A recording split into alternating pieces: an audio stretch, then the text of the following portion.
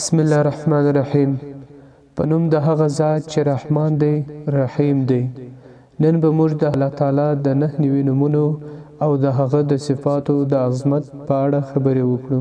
دا هغه نومونه دي چې د دوی یادول د جنت لپاره لاره ده. د اسماء الحسنا هغه لفظي ترجمه ده: الله د هغه ذات نوم دی چې د هغه پرته بل د عبادت وړ او لایق نشته او د ټولو شیانو پیدا کوونکی دی. الرحمن ډیر زیات مهربان دی. د الله تعالی خاص صفت دی او په دنیا کې د الله تعالی مهرباني او رحمت شامل دی، مسلمان او کافر دواړو لره.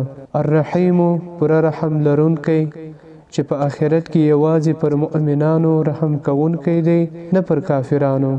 الملک حقیقي بادشاه، د هر څه ازلی او ابدي او تل تر تله واکدار. القدوس د ټولو عیبونو څخه د شریک او سیال څخه پاک دی او د ټولو هغو صفاتو څخه پاک دی کوم چې د مخلوق لپاره وي. السلام د ټولو نیمګړتیاو څخه پاک دی. المؤمن امن ورکوونکی او یا د مؤمنانو د ایمان تصدیق کوونکی دی. المهیمن ساتونکی او شاهد دی، د خپل بندگانو په اعمالو باندې شاهد او د هغه د اعمالو ساتونکی دی. العزیز شقوی او پر ټولو غالب دی. الجبار د ورانو کارو سمونکی دی. المتکبر د بزرګۍ خاوند دی. الخالق د هر شي پیدا کوونکی دی. البارئ د مثال پرته صورت ورکوونکی او ساه اچونکی دی. المصور صورت جوړونکی، هغه ذات چې په مختلفو شکلونو او بڼو یې خپل مخلوقات جوړ کړي. الغفار بخښونکی، د خپلو بندگانو د ګناهونو بخښونکی دی. القهار ډیر غالب او پر ټولو زورور دی.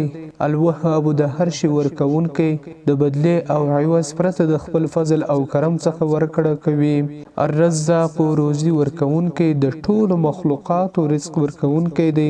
الفتاح اسانه کوونکی، کوم شیان چې مخلوق ته سخت او مشکل وي هغه د خپل فضل او کرم څخه ورته اسانه کوي.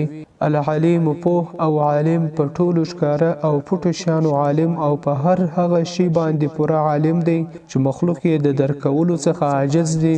القابض منع کوونکی دی، که چیرې د یو چا څخه څه منع کړي نو هیڅوک نشته چې هغه ته څه ورکړي او د خپل حکمت موافق رزق کوي. الباسط پراخه کوونکی، د پراخه رزق او روزي ورکوونکی دی. الخافض نافرمانو لره کښته کوونکی، هغه کسان چې سرکشه، ظالمان او کبرجن دي هغه ښکته او ذلیل او خوار ګرځوي. الرافع لوړونکی، هغه کسان چې فرمانبرداره تقوا لرونکي دي هغوی ته عزت ورکوي او درجې لوړوي. المعز عزت ورکوونکی، الله تعالی خپلو دوستانو مؤمنانو ته عزت ورکوي د جنت په ستر نعمت سره.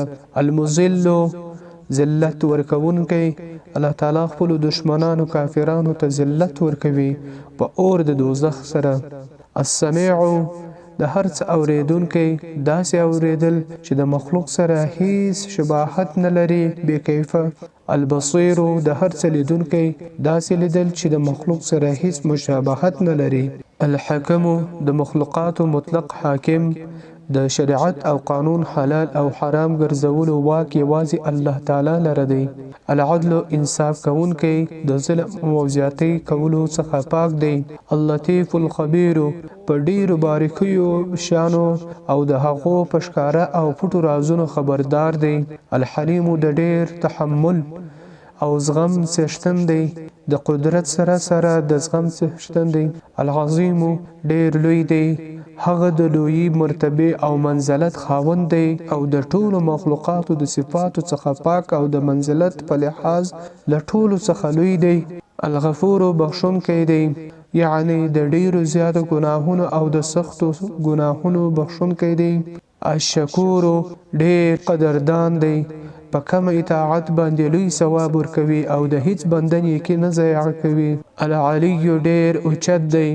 الکبیر د ډیر لوی شان څښتن، هغه چې د قدرت، عزت او بزرګۍ صفاتو او افعالو په لحاظ له هر شي څخه لوی او ستر دی. الحفیظ ساتونکی د ټولو کائناتو د نظم ساتونکی دی او چاته چې وغواړي له شر او هلاکت څخه یې ساتي. المقیت په هر شي باندې قدرت لرونکی دی، د بندگانو د رزق او حسو په ویشلو باندې قادر دی.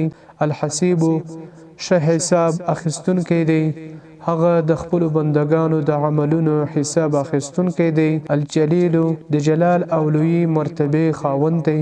الکریم ډیر سخی چې د استحقاق او عوض څخه پرته د خپل فضل څخه په پیل کې د نعمت او خیر ورکونکی دی. الرقیب څارونکی نگهبان دی د بندگانو د عملونو او د کائناتو د ټول نظام څارونکی دی. المجیب دعا قبلونکی د هر حاجتمند دعا قبلوي. الواسع پراخي ورکونکی، رزق، فضل، کرم او احسان او د پاک ذات صفات یې دومره پراخ دي چې د شماره څخه وتلي دي. الحکیم ښه حکمت والا دی. حکمت ویل کېږي د هر شی ایښودل په خپل لایق او وړ ځای کې. الله سبحانه وتعالی هغه حکیم ذات دی چې ټول مخلوقات یې په خپل حکمت سره پیدا کړي او په خپل حکمت سره یې تنظیم کړي دي. هیڅ شی یې عبث او بې ګټې نه دی پیدا کړي، بلکې په هر څه کې یو لوی حکمت شته. الودود ډیر محبت کوونکی، هغه له خپل صالحانو بندگانو سره محبت کوي او د هغوی څخه راضي کیږي او د هغوی اعمال قبلوي. المجید د لوی شان خاوند، د ستر عزت، لوړوالی او شرف څښتن دی. الباعث د مرګ څخه وروسته بیا راژوندي کوونکی، هغه چې د قیامت په ورځ به مړي راژوندي کوي. الشهید شاهد او حاضر، د هغه د علم څخه هیڅ شی پټ نه دی. الحق برحق، په حق سره الله تعالی حق دی، بندگی او عبادت یې حق دی او د هغه پرته د بل چا بندگی باطل دی. همدارنګه د الله تعالی د طرف څخه ناری شریعت حق دی، د هغه خلاف بل هر شریعت او منهج باطل او گمراهی ده.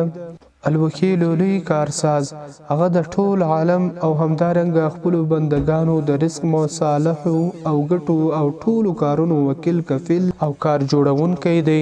القوی د قوت خاوند، هغه د کامل قوت او قدرت خاوند دی او د هغه په شان بل قوت نسته. المتین ډیر مضبوط دی، قوت یې ثابت دی، هیڅ ضعف او زوال نه لري.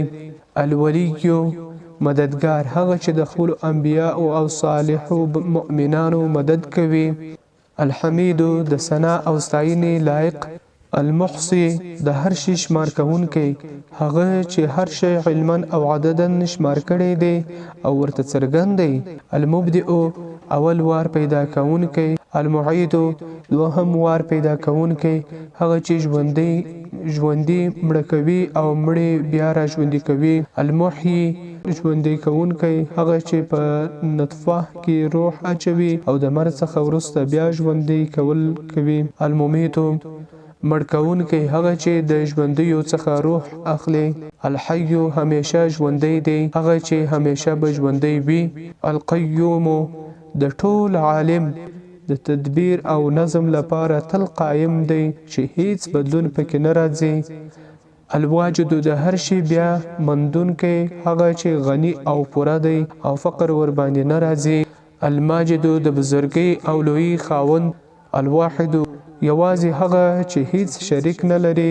الصمد بې نیازه، هغه چې پوره دی، نسب د چا مدد کولو او د چا عبادت کولو ته اصلا هیڅ اړتیا نه لري. القادر د قدرت خاوند. المقتدر قادر داسې قادر ذات دی چې د قدرت پر وړاندې هیڅ معنی نسته او نه هم د هغه د قدرت له لاسه څوک چیرې تښتیدای شي. المقدم مخکې کوونکی، چاته چې وغواړي د هغه منزلت لوړوي. المؤخر ورسته کوونکی، چاته چې وغواړي د خپل حکمت له مخې یې ورسته کوي.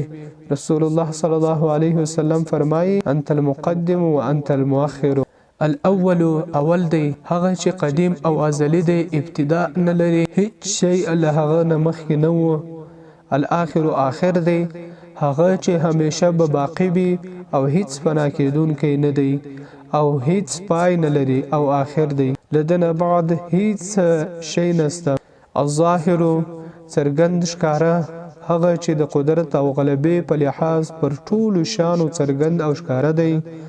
الباطن پټ دی له لیدلو د سترګو څخه په دنیا کې او د قدرت او افعالو نشي ښکاره دی او د هغه په وړاندې هیڅ شی پټ نه دی.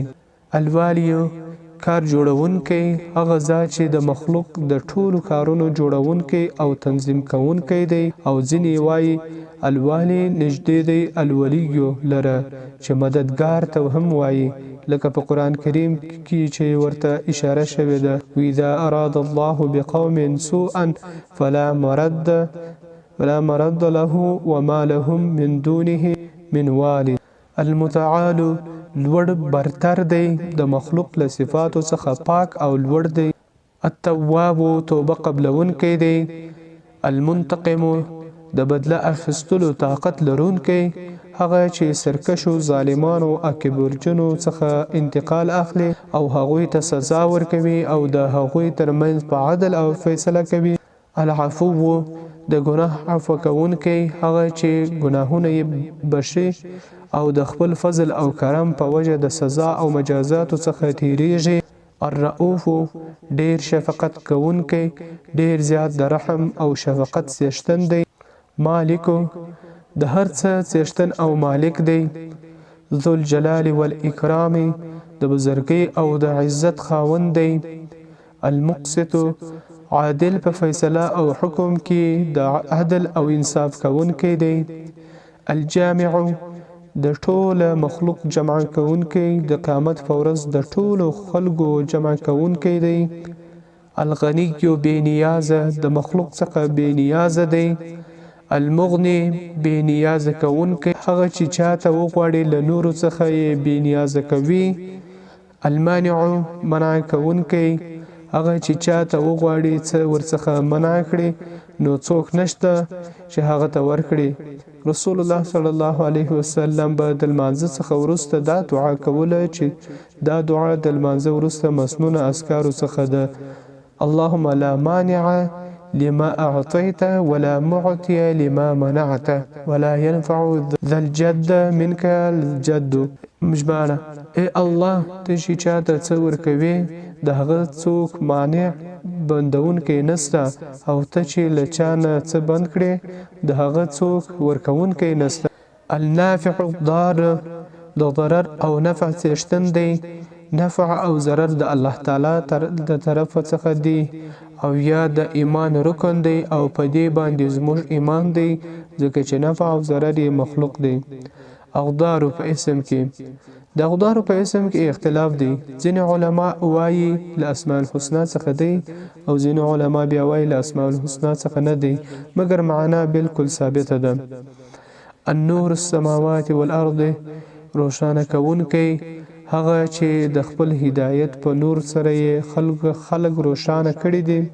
الهادي هدایت کوونکی هغه چې چاته وغواړي هدایت کوي او سم لار ورشي. البديع د کوم مثال او نمونه پرته د هر شي پیدا کوونکی. الباقي همیشه پاتې کېدونکی تل به باقی وي او هیڅ زوال نه لري.